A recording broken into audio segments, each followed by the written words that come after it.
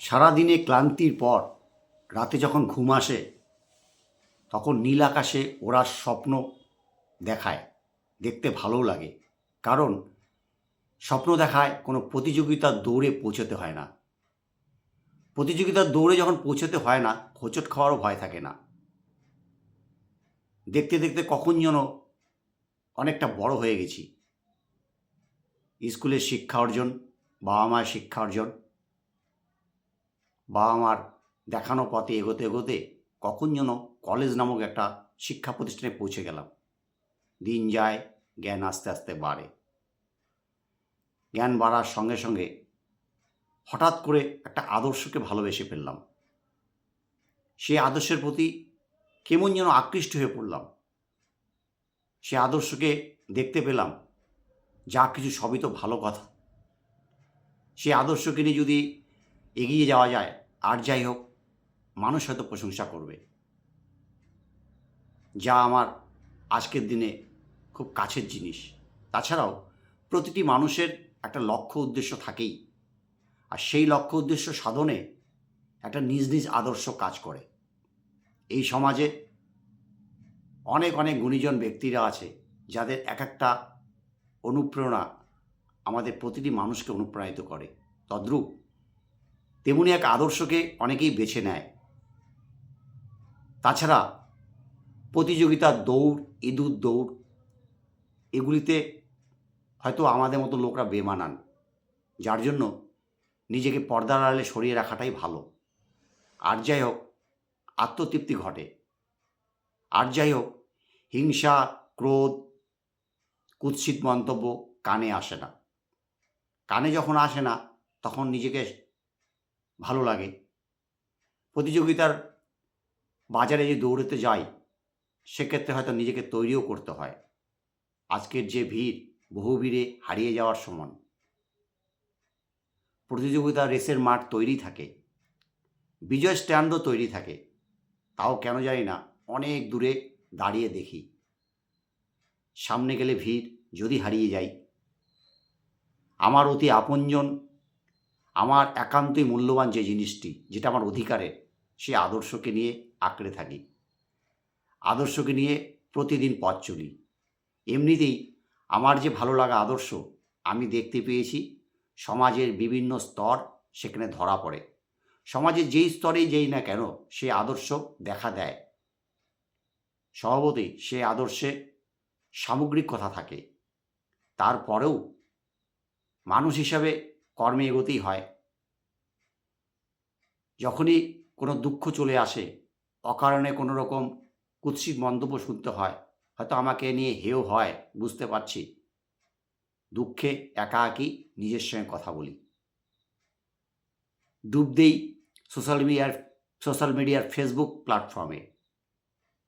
আমার আর একটি শক্তি নিজস্ব, দুঃখ নিবারণে খাতার মধ্যে কলম দিয়ে আঁকতে থাকি।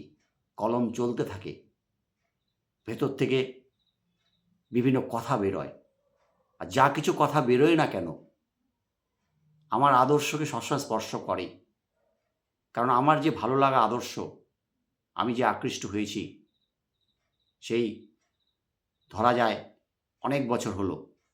সেই আদর্শ যেমন দুঃখের কথা বলে, সুখের কথাও বলে। সেই আদর্শ আমার পথও দেখিয়ে দেয়।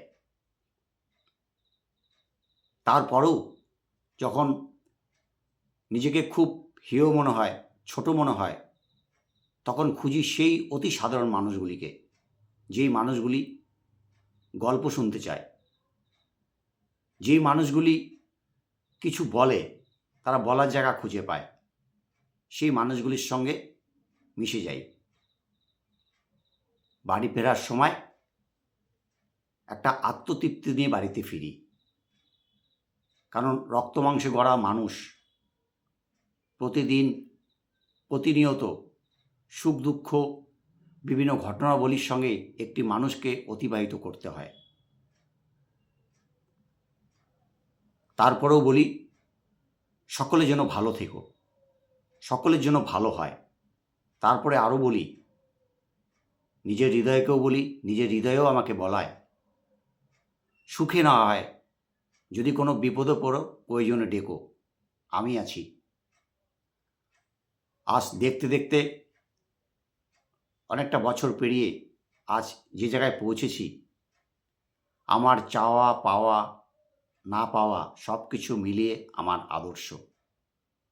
আমি আজ যতটুকু কথা বলতে শিখেছি, বা আমার শিক্ষার পরে, আমার পুঁথিগত শিক্ষার পরে, আমার নৈতিক শিক্ষার পরেও আজ যা শিক্ষা অর্জন করেছি সেই আদর্শের জন্য। যে সেই আদর্শকে নিয়ে অনেক সময় যখন অনেক রকম সমালোচনা হয়, খুব দুঃখ লাগে। সেই শক্তি থাকে না যে ওখানে কোনো রকম কথা বলি। একটাই শক্তি, আমার আদর্শ যেন আঘাত না পায়, সে আদর্শকে নিয়ে আমি সরে যাই। কারণ ১০ জন ১০ রকম কথা বলবে, এটাও যেমন সত্য। আর সেই বিভিন্ন রকম আলোচনার থেকে নিজেকে সরিয়ে রাখলে আর যাই হোক, আলোচনাটা কানে আসে না। ঠাকুর শ্রী শ্রী রামকৃষ্ণদেব বলেছিলেন, যতদিন বাঁচি ততদিন শিখি। এই মহাপুরুষের মূল্যবান উক্তি প্রতিটি মানুষের প্রতিনিয়ত সর্বক্ষেত্রে বিরাজমান। আমিও আজ প্রতিদিন শিখছি, প্রতিদিন জানছি। আমার লক্ষ্য উদ্দেশ্য একটাই, কারণ আমি জানি আমার আদর্শ ১০-এর হিত সাধনে তৈরি, যেটা আমার বড় পাওনা, যেখানে কোনো অর্থকড়ি লাগে না। আমার বড় আত্মতৃপ্তি, আমি আমার আদর্শকে যদি আরও বেশি করে মানুষের দরবারে পৌঁছতে পারি, মানুষ যেন সেই আদর্শকে আঁকড়ে ধরে রাখে। এই সমাজে কোনো মানুষই চায় না ধন দৌলত। সেই ধন দৌলত চায় সে অন্যভাবে, তার দ্বারা হয়তো সে উপার্জনের, কিন্তু মানুষ হয়তো চায় একটু সম্মান, একটু মূল্যায়ন। যখন এটা থাকে না, তখন অভিজ্ঞতায় কথা বলে, তখন দুঃখ পাওয়ার কিছু নেই। লং কিলোমিটারের জার্নিতে যখন রওনা দিয়েছি, একটা সময় হয়তো পৌঁছাবো। প্রতিনিয়ত নিজেকে এগিয়ে রাখা, মাইল পোস্টগুলি অতিক্রম করছে। আরও কত দূর, আরও কত দূর। ক্লান্ত পরিশ্রান্ত হয়ে থাকার পরেও একটু বিশ্রাম নিয়ে জিরিয়ে আবার সেই জার্নি। কারণ পথ তোমাকে ভুলে যাবে না, তুমি যদি পথকে না ভুলো। এই বিশ্বাসে এগিয়ে যাওয়া। ভিড় থাকবে, প্রতিযোগিতা থাকবে, ম্যারাথন রেস থাকবে, সব কিছুই থাকবে। তার মধ্যে মানুষ থাকবে। আবার এই মানুষের মধ্যেই তৈরি হয়ে যায় বিভিন্ন রকম শুভ অশুভ চিন্তা। এক কথায় মানুষের মনে দুটো চিন্তা কাজ করে, একটা শুভ, একটা অশুভ। এই শুভ অশুভর লড়াইয়েই মানুষের শুভ অনেক সময় হারিয়ে যায়, আবার অনেক সময় এই লড়াই মানুষ অশুভকে দূর করে দেয়, কিন্তু মানুষই করে। কাজেই প্রতিটি মানুষ কর্মে বিদ্যমান। যে কিছু করে না, আড্ডা মারে, তারও একটি কর্ম আছে। সে ওই কর্মের মধ্যে আলাদা জ্ঞান অর্জন করে।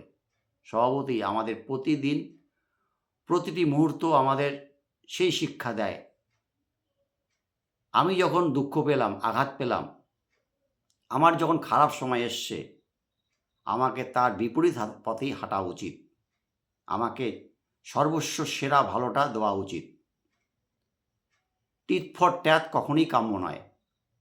বরঞ্চ নিজের মানবিকতা, নিজের উদারতা, নিজের যতটা ভালো আছে, নিজের অন্তরাত্মাকে জাগিয়ে তোলা। আমি যেন ১০-এর পাশে থাকতে পারি। ১০-এর পাশে থাকা মানেই টাকা পয়সা না। ১০-এর পাশে থাকা মানেই উপলব্ধি করা তার সমস্যা কতটা সমাধান করা যায়, বা উপলব্ধি এও হয় আজ তার বিপদ হয়েছে, তার খারাপ সময় এসছে, কে না জানে আগামীকাল আমারও আসতে পারে। এই উপলব্ধি থেকেই তৈরি হয় একটা সুন্দর মানসিকতা। যার জন্যই আমার যে আত্মকথাতে শেষে আবারও বলবো, আমার আদর্শ আমার মাথার উপরে। আমার আদর্শকে আমি কুর্নিশ জানাই। আমাকে আজ অনেক কিছু শিখিয়েছে, আমাকে পথ দেখাতে চলতে সাহায্য করছে। কারণ এই আদর্শই অনেক ঘাত প্রতিঘাত দিয়ে একটা জায়গায় আমরা অনেক সময় অল্প আঘাতেই কাতরে পড়ি, অল্প আঘাতেই ভেঙে পড়ি, অনেকটা ঠুনকো কাচের চুরির ন্যায় অল্প আঘাতে ভেঙে যায়। কিন্তু আদর্শ সেটাই শিখিয়েছে,